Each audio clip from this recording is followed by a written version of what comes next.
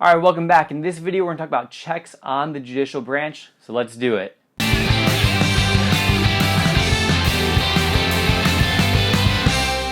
Alright, so how exactly can judicial decisions be checked?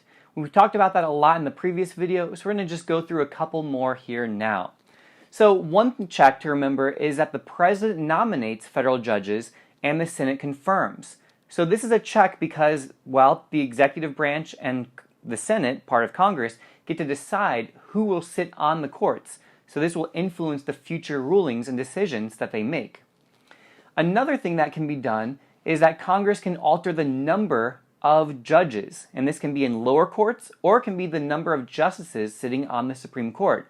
It doesn't have to be 9 justices like we currently have. In fact, in modern politics right now, this is a debate going on where in the Democratic primary, the candidates are discussing whether or not they should actually introduce a plan to add more justices to the Supreme Court. The reason that they would think about doing this is because currently there are 5 conservatives on the court and 4 liberals. And so if you went from 9 to 11 and there were a liberal president, then conceivably you could have a court that would suddenly be 6 liberals and only 5 conservatives, which would, again, like we spoke about in the previous video, could change the rulings, it could change which precedents they rely on and which rulings get changed going forward. So this is another important check that Congress has.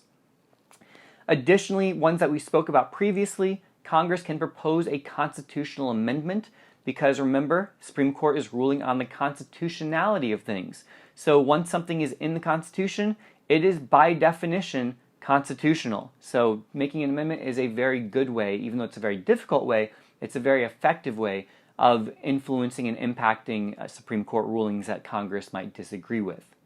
Congress can also pass legislation that might limit the impact of a Supreme Court ruling that they disagree with. They can also change the appellate jurisdiction of the Supreme Court.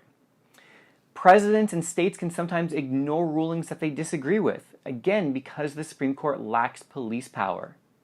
This goes to show that the Supreme Court is not immune from checks and balances. So just like they can defend the Constitution by ruling congressional actions and executive actions unconstitutional, Congress and the President can also limit the impact of Supreme Court rulings. Thank you guys for watching. Until next time, this has been a La Money production. Alright, I hope this video helped. See you guys next time.